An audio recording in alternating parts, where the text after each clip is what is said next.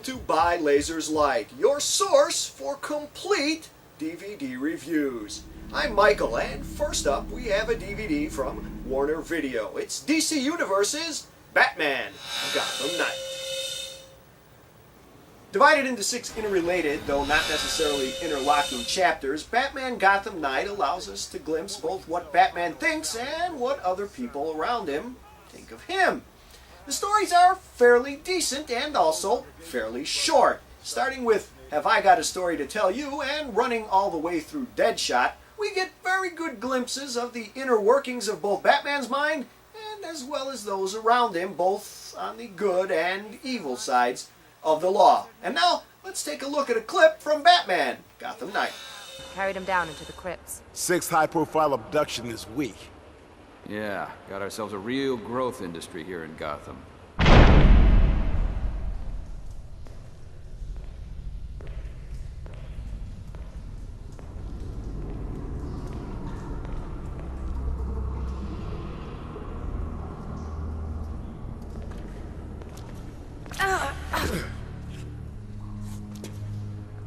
You two mind giving me a moment alone? Batman Gotham Knight is a terrific DVD if you love Batman and you love comic books. I'm really not sure how a general audience is going to accept this one. While Justice League New Frontier, a previous DC Universe release, appealed to just about anyone who liked comic books and stories, I feel that Batman Gotham Knight is aimed primarily at the comic geek. What do I mean by this? Well, there's 2 major problems. The first is the story.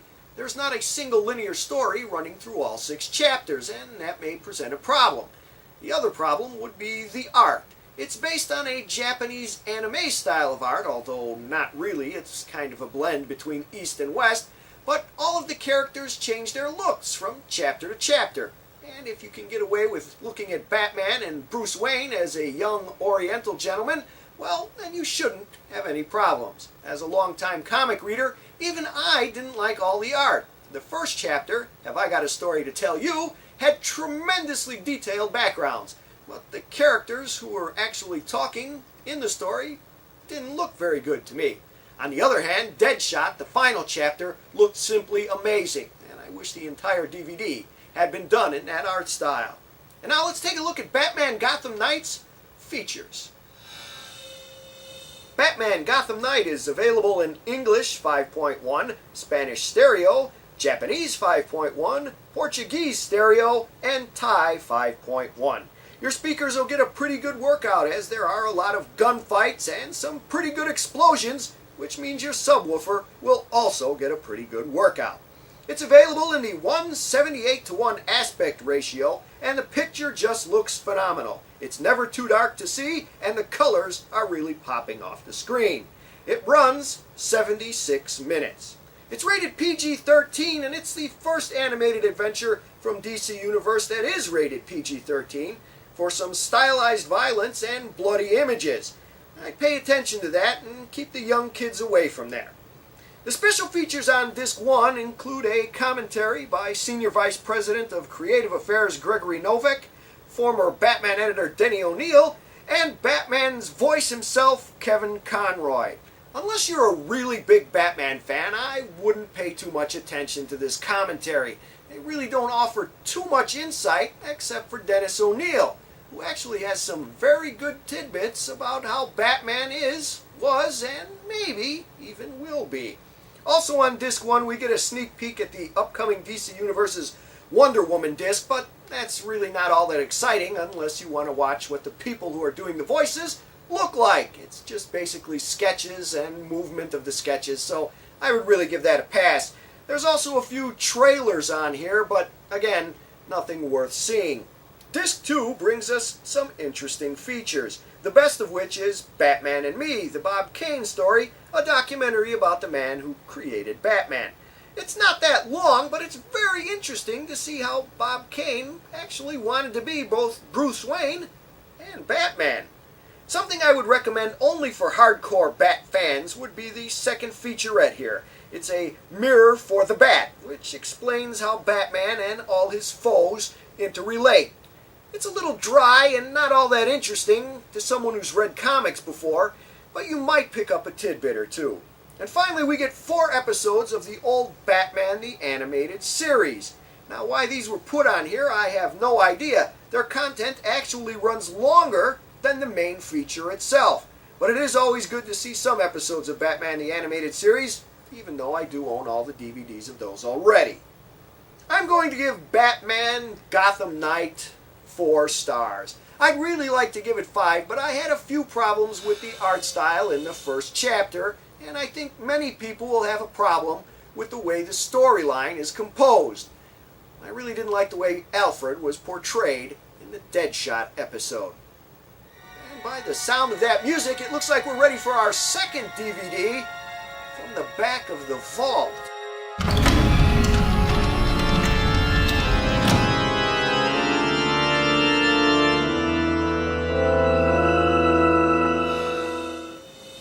The year is 1918, and the Allied army in World War I is suffering defeat after a defeat. It seems the enemy knows their plans as soon as they do. It must be the German master spy, Strendler, behind all of this. But just who is Strendler, and what does he look like? No one knows, and so British intelligence launches a plot to capture Strendler. Will he be caught, or will the Germans win World War I? Let's take a look at a scene from British intelligence. The Germans must have known of our plans before our own junior officers. Captain Lamb, everything that's done here, all our orders, our entire line of campaign, they're known immediately to the enemy. For the last year, every time one of our plans is miscarried, it's been blamed on Strendler. Well, he must be caught. But, sir, we're not exactly certain what he looks like. But we do expect some results very soon. And until then, we are supposed to let the Germans go on learning anything and... If you have just over an hour to kill, British intelligence may be the spy movie you're looking for. And if you only know Boris Karloff as Frankenstein or the Mummy, you may be surprised to find out he's a pretty versatile actor. Just how versatile? Well, in this film he does a French accent, a German accent, his own voice, he gets to limp, and he gets to wear a scar. I think Boris Karloff had a pretty good time doing this movie. And the rest of the cast seemed to have a good time too. And we feel that we actually know them, even only an hour has gone by. A special note is the miniature work here. It's pretty impressive for 1940. There's an attack on a factory with planes and zeppelins, and the explosions look very real. There are also some on-set practical explosions that look great. Now, this movie is set during World War I, but it was made in 1940 when Britain was already seriously involved in the Second World War. And all of the allusions here are towards Adolf Hitler and what's going to happen, even though the Germans are going to be defeated in World War I. And now let's take a look at all of this DVD's inside features. British Intelligence is available in English Dolby Digital Stereo, so you're not going to get a great workout from your surround speakers. The sound is pretty good, there's very little hiss, and your subwoofer might even kick on once or twice when there are some big explosions on screen. This movie has no subtitles or captioning. It's available in its original 1:33:1 aspect ratio, and it looks very clean for a movie made in 1940. There are no obvious screen breaks or scratches or dirt. It's a little soft in most places, but no more than you'd expect. It's not rated, but it's safe for general audiences, even though Boris Karloff himself is a little scary. It runs for 61 minutes. It was originally released in 1940, but this DVD from Alpha Video was released in 2003. And if you look around online, you can find this title for around $8 or $9. I'm going to give British Intelligence only 3 stars. While I found the movie to be entertaining, I felt that the lack of extras really dragged this down. I'm sure a film historian was available who could have done a commentary that would have enhanced this movie. I'd like to thank you for joining me here on Buy Lasers Light this week, and I'll see you next week with some brand new and complete DVD reviews.